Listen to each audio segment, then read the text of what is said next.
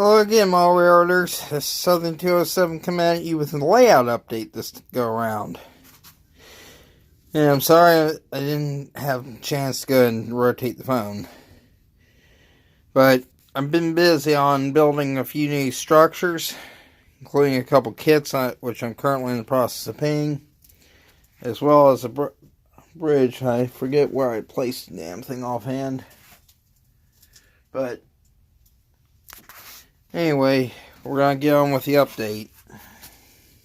One of the new purchases has been one of the Tidy-Track cleaning devices. Somewhere around here I've also got another structure that I put together. Well, there's the bridge. The upper levels become the catch-all, but that's the Atlas bridge I just bought. That's one of their cord bridge kits, which I do happen to have the box handy on. So, if you're wondering, I picked it up for around 20 bucks. But it's a very easy kit to assemble. Finally got a yard office for the Carlson yard. I still got a lot of work to do on it. I just got it all assembled the other night. And yes, it is one of the Cornerstone. It was actually an industry office, but if you look on the Walters website, it's the same kit. This is a common theme I'm noticing with Walters. They do the same kit under multiple different names. Which, as you can see, that yard's still under construction. But one of the most recent, last of the recent purchases has been a brewery. Which, as you can see, it's still under construction. But as far as adhesives go, that's the only one I use. Mall Master Liquid Cement for plastic malls.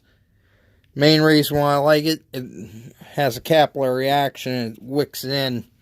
Which, as you can see, very little to no flash of glue resin. Ooh. Well, I know what I'm going to do there. But another thing, I've also just located a tablet / netbook unit real close to me. Less than 10-minute drive from where I'm currently standing. I'm going to pick it up this evening around 3:30 my time. But I'm working on trying to get internet out here soon. I'm currently out in the shed. Which, as you know, some of you may have noticed something. A second layer of insulation slowly going up. And you can tell I've been busy as hell. I still have couple more pieces plus another bundle outside yet. But as soon as I get all that insulated, which I'm also working on insulating the front, as you can see, which I still got that one coat. That's going to be the pain in the butt corner because I didn't do it before I put in that. Hashtag big dummy right here. But I've also plugged up a few holes, and I still have to go outside and jack up the front of the shed a little bit, because as you can see, it's dropped about ½ inch and it's causing me door closure issues. This is getting as bad as owning a house. But I have finished running bus wire. I still have about at least 12 feet to go, but that falls into the round to it. In case you guys are wondering, that's my solar line, which is red and green. Then I got regular DC, AC, and then the black and red in the back is the DCC bus, which this end of the layout will be the monster staging yard when I finally get around to building it. But for now, until I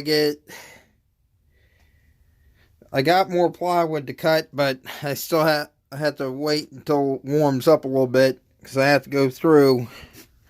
I don't know how visible it's going to be shown, but there's a carriage bolt there, and there's one there, going through the exterior of the building, which is helping lock us in place, which I just screwed this leg in this morning to help stabilize it some. And I'm debating on either running a piece of thread all down, because I'm going to try and incorporate a return loop like Vinny did on his layout. And yes, BNSF 6951, that was a shout out to you. I like the way you did your main yard on your layout. So I got a similar situation over here, which, as previously covered in other videos, that's where this switch, how this Y came about. Because this way I can run it point to point that way. But I've also got, technically it'll give me about a total of 3 reverse loops on this layout. One being behind me, which is through that balloon, through that little slip crossover. One here, then the last one being up on top, which I'll probably have to break out another booster to break it, to gain it. But, 1,000,001 things to do. Not enough time in the day to do it. Oh well, I got a laundry list of stuff to do. And also, just a heads up, I'm still gonna start doing Minecraft for days it's too cold, because unfortunately I have been utilizing this little baby. It's just enough to break the chill, but not enough to heat it. So me and my brother have already got plans to install a wood burner in the shed next door, and with a piece of 6-inch pipe, pump the heat into here, and then, which I'll be up that way in that corner. I'll have another one down low on this corner to circulate, pull the cold air in, heat it, and then blow it in. That way it's a continuous circle. Plus, we're also going to run he's going to have air conditioning next door, so it makes sense just to kill 2 air conditioning and heat 2 spaces with minimal headache. Plus, it makes them more energy efficient. But as far as the solar charge regulator, I'm going to look into building one. I have no choice at this point, because it's becoming big enough a headache, and I got more than enough components to probably build one I need. But that also frees up some money for additional solar panels, because that regulator, just so you guys are aware, $25. Cheap Chinese garbage. Like I said, I'll gladly buy anything made in Taiwan, Japan, or anywhere else. But the tablet, getting back to the tablet I was talking about a few minutes ago, that is an RCA tablet / netbook. 32 gig, and if I get a 64 gig SD card, it'll easily expand it up to 128 gig. Which for a netbook, that's huge. But I'm planning on utilizing that for gaming and YouTube for editing purposes. That way, I can do a lot. I can probably even start incorporating music. Which I'm doing this channel as of right now. I'm making this as a pack. Money I generate from this channel will be used and go towards non-profit organizations. So, the plan is to go and deal with groups like Toys for Tots and others like that to help out others that are less fortunate. And who knows?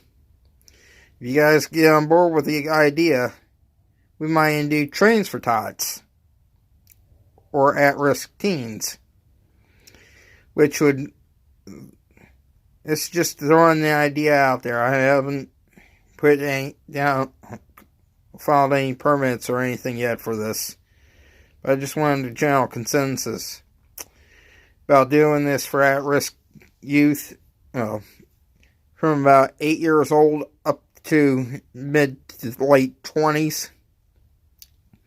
Do a mild train thing to get them, instead of using money towards drugs, do it to help not only benefit the hobby, but give them a healthy addiction. Let's face it, guys, this is an addicting hobby. And another channel you guys, I want you to look out for is a YouTuber by the name of Buck and Billy Ray. He's a Canadian logger. And the guy, he's just a good role model in general. In fact, I learned a few tricks off of his channel. It helped me and my brother take down a maple tree over at a neighbor's house. No property damage or personal damage. Both me and my brother still have all 10 fingers and all 10 toes. And all 4 limbs each. But things are slowly looking up here. And I'm working some deals out here in the near future to hopefully make this layout run a little bit better. Which, the key is, I want to try and get it to where I'm making a little bit more money, where I can afford a lot of stuff. Which, another thing I recently found out, one of the girls I was seeing, she was actually using me. And that's where I'll leave it at. But like I said, I'm not going to go into any more detail. If you want to find out what exactly happened, you can email me at southern207@yahoo.com. But I will be getting back into doing the repairs here in the next few days. I'm just playing the catch-up list because I've been popping 800 milligram ibuprofens to help with pain. And great, it's starting to rain. Anyway, talk to you guys later tonight on BNSF's live chat at 8 o'clock. I'll talk to you guys then.